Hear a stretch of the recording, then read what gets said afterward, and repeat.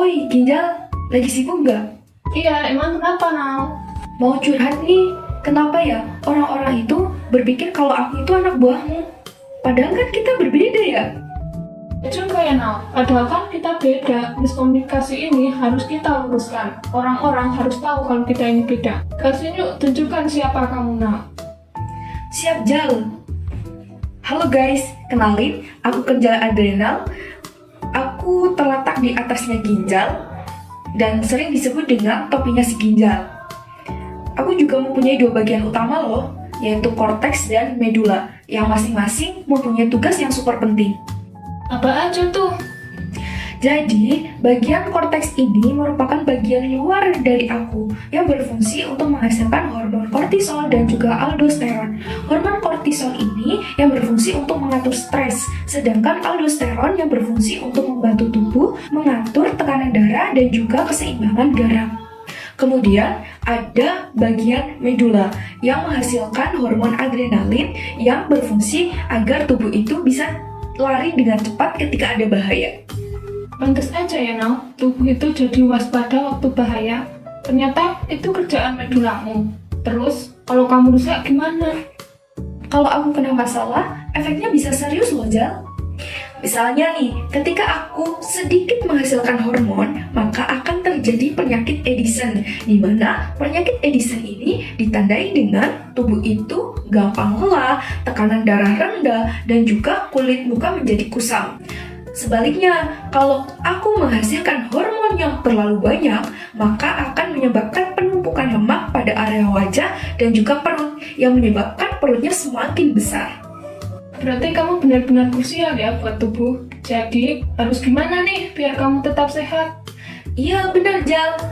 Agar aku tetap sehat, harus jaga pola hidup yang sehat ya. Nah, seperti makan makanan yang bergizi, olahraga yang teratur, kelola stres, dan juga tidur yang cukup. Kalau ada gejala-gejala yang aneh seperti capek yang terus-menerus dan juga tekanan darah yang kurang stabil, maka langsung saja periksa ke dokter ya. Oke, Adrenal. Kamu emang kecil, tapi pengaruhmu besar. Thanks ya buat ilmunya. Sama-sama, Jal. Oh ya, bantu aku ingetin tubuh ya, buat jangan terlalu stres. Soalnya, aku juga butuh istirahat.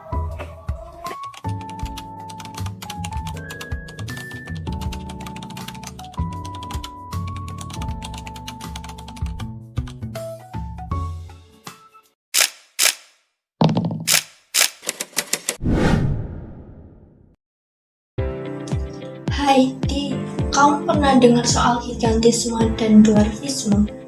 Itu kan kondisi yang bikin aku harus kerja ekstra keras. Pernah dong, gigantisme itu kan kalau tubuh jadi terlalu besar karena hormon pertumbuhan berlebih kan.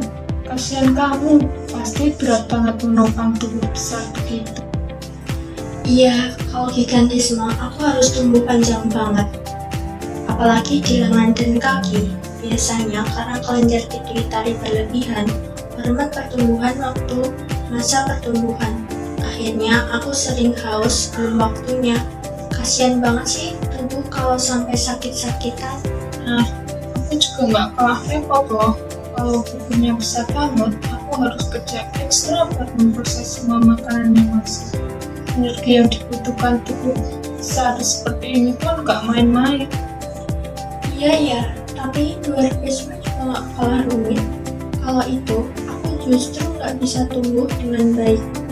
Kadang panjangku terbatas, terutama di lengan dan kaki. Ada juga yang bentukku jadi gak proporsional. Walah, dwarfisme itu sering karena masalah genetik ya. Achondroplasia contohnya, itu genetik banget. Aku sering kasihan sama tubuh kecil yang harus menghadapi tantangan fisik seperti itu. Betul, tapi untungnya meskipun tubuh kecil, kalau orangnya sehat dan kuat seperti kamu, mereka bisa tetap hidup normal kan? Betul, selama aku dijaga dengan baik oleh makanan sehat, olahraga sesuai kemampuan, dan hormon-hormon tubuh seimbang, aku bisa bantu si tubuh tetap berenergi. Setuju. Jadi, baik gigantisme maupun dwarfisme, yang penting adalah Kalau ada gejala aneh, ya langsung periksa ke dokter. Benar. Yang penting kita sebagai otak tetap semangat bersama ya. Si tubuh pasti bisa menghadapi apapun kalau kita kompak. Aku suka cara pikir kamu, Hati. Yuk kita terus jaga keseimbangan si tubuh.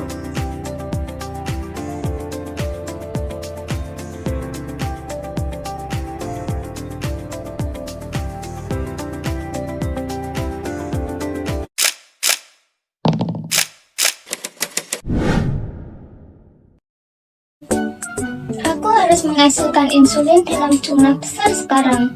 Aku juga harus mastiin kalau tubuh bisa dapetin cukup energi dari glukosa yang ada dalam darah.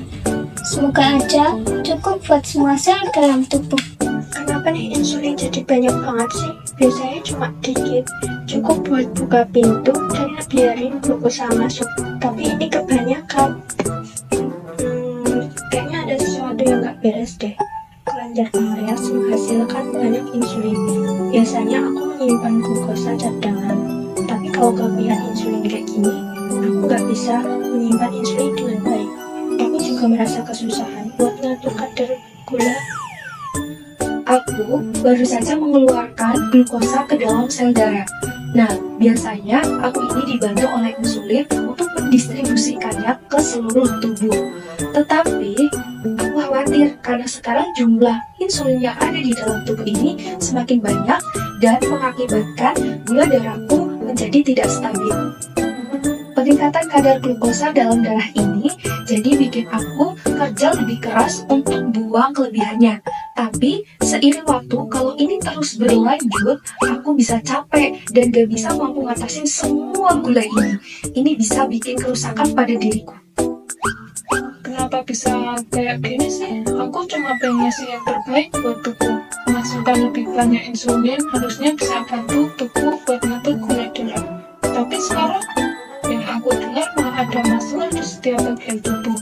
Apa ini bisa jadi penyebab masalah kayak diabetes? Betul, pankreas. Dengan insulin yang terlalu banyak, sel-selku malah jadi kebingungan dan gak bisa memanfaatkan glukosa dengan baik.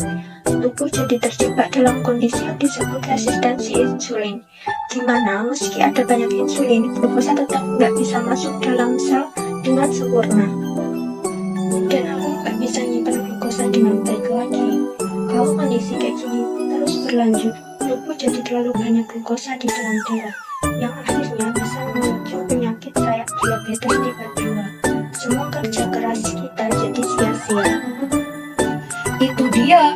Kalau glukosa terus berlebih dalam darah, aku semakin kesulitan untuk mengatur dan menyaringnya. Terus, dalam jangka panjang, bisa merusak organ tubuh, termasuk diriku. Kelenjar pankreas harus bisa mengatur kadar insulin dengan lebih baik lagi.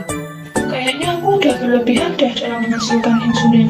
Aku harus lebih hati-hati dalam bekerja sama dengan organ tubuh lainnya buat jaga keseimbangan. Jangan sampai tubuh kita jatuh ke dalam kondisi diabetes.